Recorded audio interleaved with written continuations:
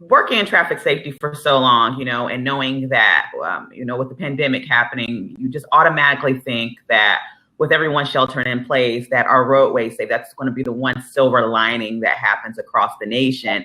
And unfortunately, as time went on and we were, going through the pandemic, unfortunately, we saw an uptick in crashes and some of the worst crashes on our roadways. So once again, it just allows us to know that the work is not done and we need to think of safer methods on our roadways to keep us safe. Yeah, and I'm sure MADD has also been keeping a really close eye on the road safety stats right now. Has impaired driving decreased at all during the stay-at-home time? I can speak on for the Bay Area. We work really closely with California Highway Patrol. And in fact, Commander Chris Sherry, who is out of our CHP Dublin office, gave me some stats that he shared with our group about a couple of weeks ago. And while we see in the Bay Area from pre-COVID up until now, the stats on DUI arrests have went down about 54%. But there's a huge uptick in fatality crashes, and that contributes to some of those, impaired driving arrests, even though we see a decrease in those arrests, but we see an uptick in fatal crashes, and that involves DUIs and speeding and other factors as well. So once again, that's the work we're in. That's our business. Our bottom line is to save lives. And so when we see an increase, and I want to say for the Bay Area through March until now, about a 6.8% increase on fatalities on our roadways. That's a huge, huge issue.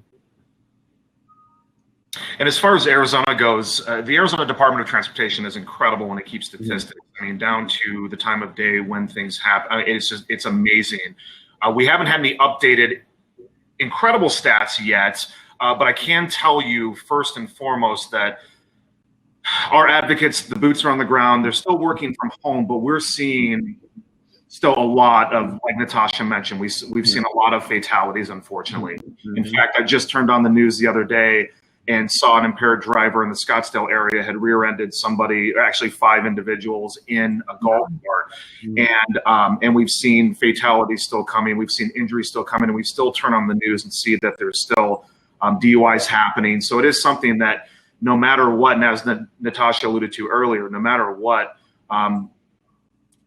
we're going to see fatalities. We're going to see injuries, and we hope to see that decrease, but it's always been there and it will always be there. So we're keeping we're keeping a close eye on the pulse of what's happening, working closely with law enforcement, and again, unfortunately, it seems like almost on a daily basis when I'm turning on the news, at least here for Arizona, we're still seeing crashes that are happening because of any kind of impairment you can imagine, alcohol or drug related. Yeah, that's so interesting that it really hasn't improved at this time when so many people have been off the roads. I know that a lot of the services that MADD provides are in person, helping the families of victims and even working with some of the offenders of impaired driving crashes. How have you had to adapt during this time to still reach those people who need your support when you can't be in person? That's a great question. And I will say, all of us, the 3 of us were talking before the camera started rolling, and we mentioned Zoom and these different pieces of technology, and they've been crucial. I can say before we went on the work from home orders, I was a little afraid to use Zoom because it was unfamiliar territory. And getting on there is how we've really utilized being able to stay in touch with our public. Our victim services, for example, we still are in touch with all of the victims we work with, typically on a weekly basis. Courts may have slowed down, and there's a lot of different factors going into getting back into court and being there as representation. But in the meantime, using technology like Zoom, even as simple as the phone, we're checking in. And the great part that we've learned, I don't know if Natasha can speak to this as well, but what we've learned is, Arizona has a lot of rural areas, and we've learned that technology like getting on the computer face-to-face and having those interactions, we can reach an even broader spectrum of people to serve.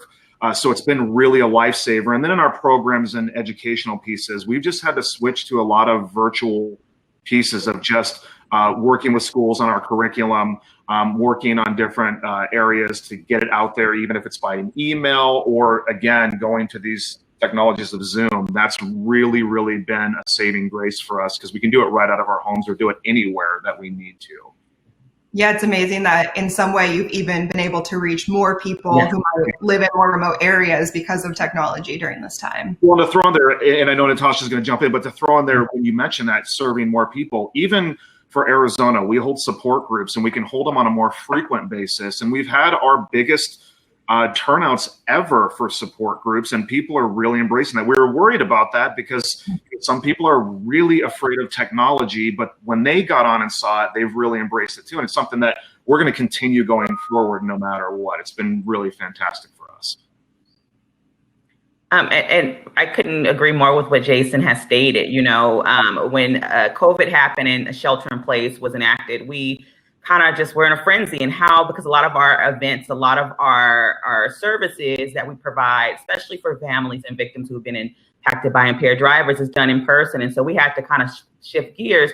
And, you know, for the state of California, with our great leadership from our state level executive director, Pat Riella, program managers, our staff here throughout California has really changed the shift in gears, as Jason said, and really utilized Zoom to our best advantage, and really reaching so much more people, and really being able to, you know, to work with families that have been impacted due to impaired driving. Because while we are sheltering in place and COVID is happening, unfortunately, families are still being impacted. And there's families pre-COVID that still need to be helped and assist through that court process. In fact, Waymo helped us, Heather helped us with our virtual Victims' Right Week, right? Those are events that we do in person, and we wanted to make sure that we were able to still honor those families after every year, like we always do, and to shed light on the loved ones that are no longer here so that others can know about them, and also bring awareness to stop this horrendous crime that continues to happen on roadways. And with that being said, as Jason just stated, with Waymo's help, we were able to reach so many more people than we would do in person. So we have switched gears. It has worked to our benefit. While we would love to go back to in-person events and helping families in need, there's a lot of pieces that we have integrated during the COVID shelter in place that I'm sure that Jason, myself, and the rest of us at MADD will continue to utilize as time goes on, because it does allow us to reach more individuals. Yeah, it's been incredible to see how quickly you guys have adapted and in a really successful way. So congratulations on that. As COVID-19 shut off many of our cities, and we start to see that a lot of places are ramping up to reopen, what do you think needs to be done to make our roads as safe as they can be, with more and more people starting to drive again? Well, I think it really is the message. That's the old message for us. You know, when it comes to impaired driving, have a plan in place. That hasn't changed. Yeah. That doesn't change whether we're at home, we're at work, on the weekend, all of those pieces. And we really need to, as a community, just recognize that, okay, we've seen some of the most difficult times in our lives, or our children's lives or grandchildren's lives, and hopefully we never see something like this again. And this is an opportunity for us in so many different areas of what's going on in communities across the country. It is a huge opportunity for us to look at every single thing that we can do better as a society, and say that, okay, I'm going to be a little safer. I realized what it's like to take advantage of, you know, some of these great things that we've been afforded with, you know, being able to get in the car and drive and go on vacation at the drop of a hat, or going to the store, or going across town to go shopping. But really, in my opinion, it is something that the messaging doesn't change, and it's something that we should follow. And when we get back into some sort of, I guess you can say, the new normalcy, is again, just really when it comes to what we do here at MADD, that message is loud and clear, and always will be, is have those plans in place, make responsible decisions, and we will be safer going forward. Absolutely. I couldn't agree more with that. I think he hit that nail on the head on that one. Yes. Awesome. Now we'd like to open up a question for our attendees. So for everyone who's here, we have a live poll that we're putting on right now. And in your opinion, what is the most important obstacle that we must overcome to make our roads safer? I'll give everyone some time to vote now.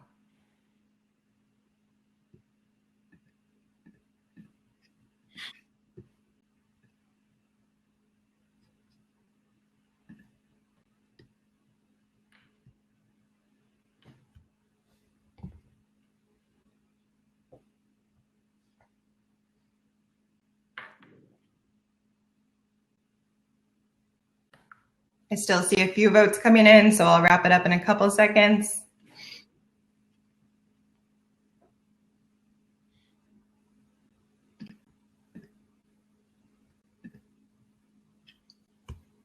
Really interesting results. Jason and Natasha, what would you say for this one? Well, sorry, Natasha. Go ahead. Yes, go ahead. This is one that I think with educating people, it just comes down to not only the continued education for everything that we've spoken about, everything that we stand for at MADD. That's always a key component on educating our youth, on the dangers of underage drinking, and educating parents. All of those different pieces are so important. When it comes to technology and this specific technology itself, I agree with most of the people on what a huge important piece is, because what you don't know can be very scary to people.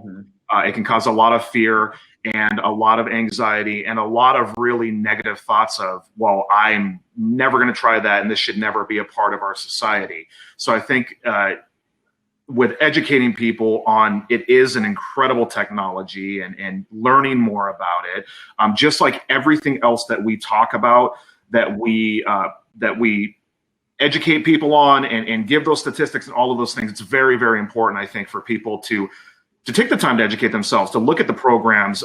There's so much information out there to learn everything. And again, to finally get those rides in those vehicles too is a huge thing.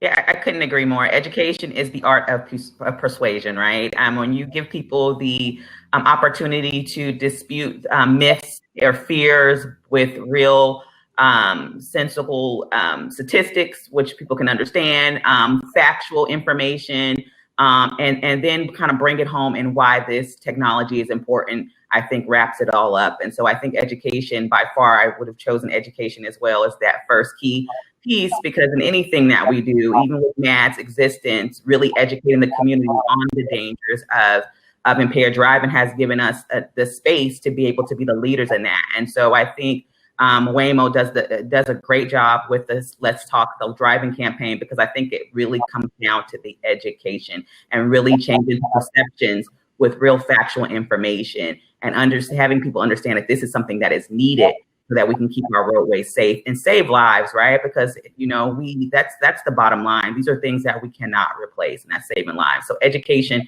is number one and always will be key for me.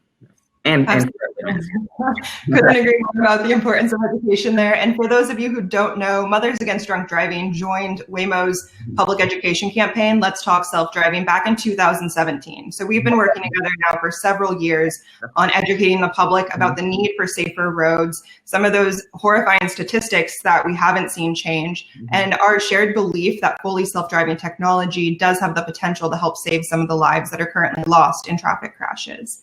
Actually, last month, we actually released a self-guided curriculum targeted at teenagers to help them understand, you know, road traffic even before they become drivers, and understand what safety means as a driver and as a passenger, and then also the intersection of safety and technology and what that future of transportation looks like, especially around self-driving vehicles. Natasha, will you tell us a little bit more about how MADD works with high schools, particularly to educate teens about road safety? Absolutely. And so when I started at MADD, you know, almost 12 years ago, I came on as a educator as far as with MADD's programs and services that we provide for our teens in our high schools and middle schools with our Power of Youth programming and our Power of Parents programming. And what this really gives us the opportunity to go into high schools and middle schools and talk to teens about the dangers of underage drinking, talk about choice-making skills, and really get them, once again, we go back to that education piece to give them the facts that they need to understand the dangers of impaired driving and drugs, of driving under the influence, and so that they can take this information and be a change agent amongst their peers, but also educate them and know that this is a dangerous thing to partake in, and this can actually be a lifesaver if they take these necessary steps. And so we're in the schools throughout the Bay Area, I would say across the nation, so to speak, and really getting to the students at hand to let them understand that they can make a difference. They can be that voice of change and an advocate, not for themselves, but for their peers to make those right choices. And so with COVID happening, those presentations have not stopped.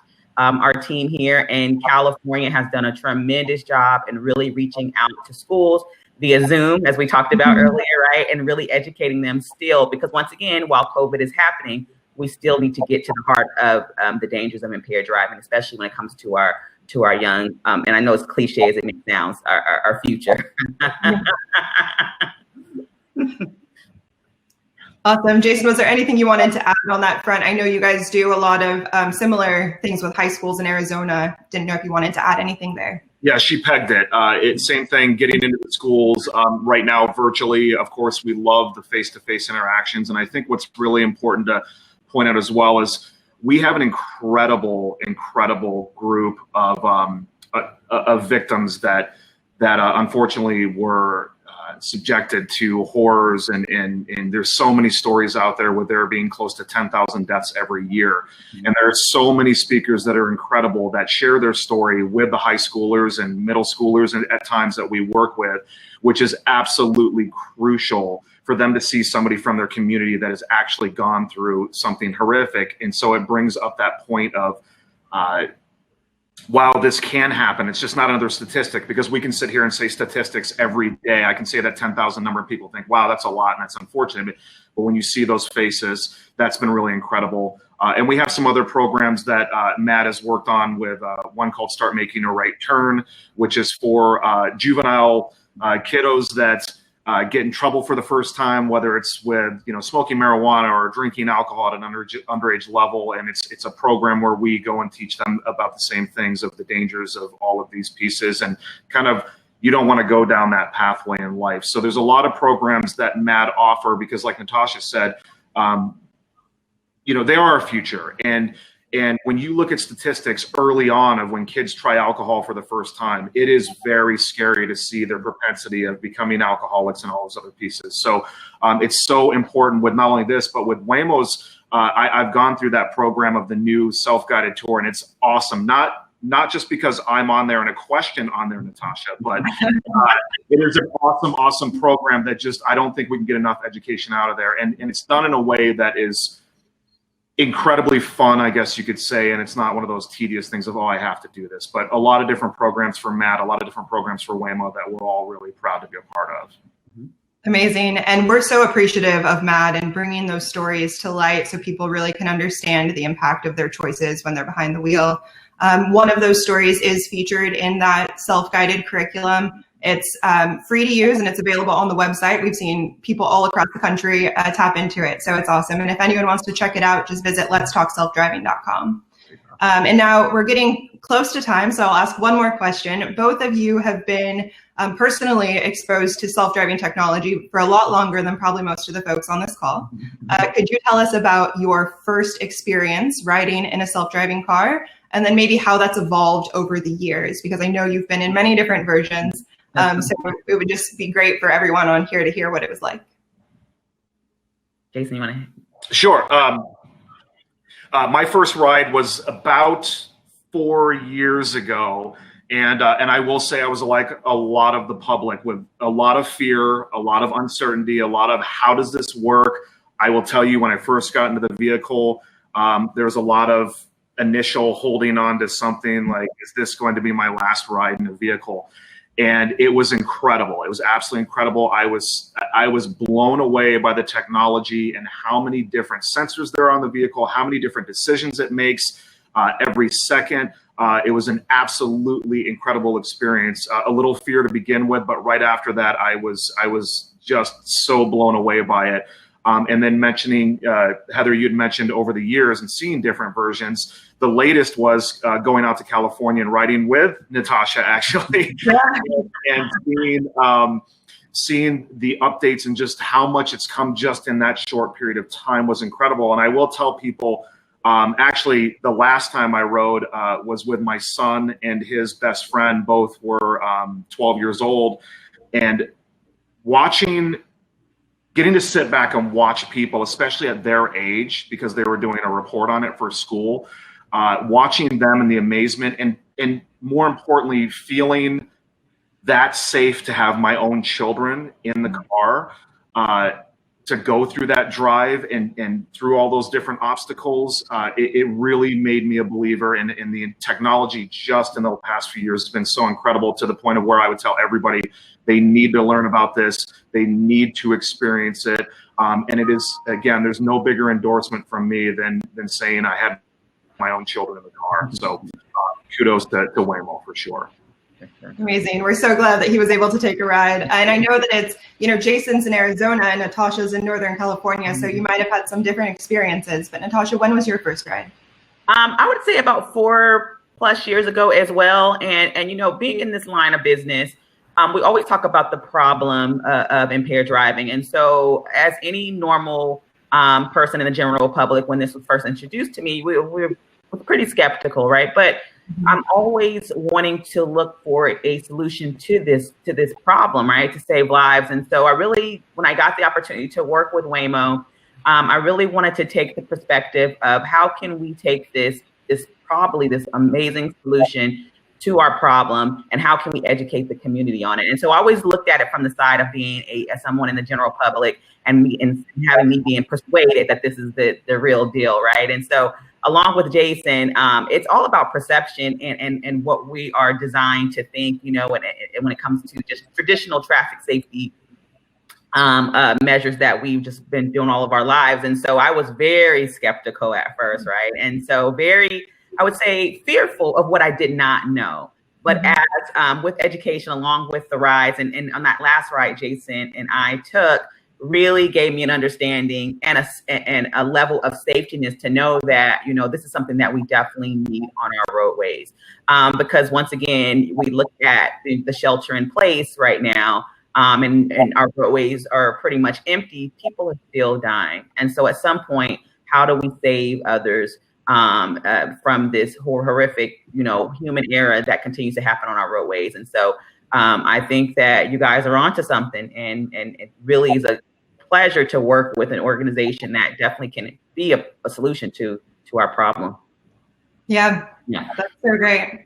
Well, I believe we've received a few questions, but they're more so on the Waymo side, so I won't let you guys ask them, and we are happy to answer those offline in one of our next chats. So thank you, Natasha and Jason, for helping facilitate this super important conversation. Really appreciate you taking the time. For everyone who joined, please visit us at letstalkselfdriving.com or follow us on Twitter at selfdriving. Thank you, Heather. Thank you. Bye. Bye.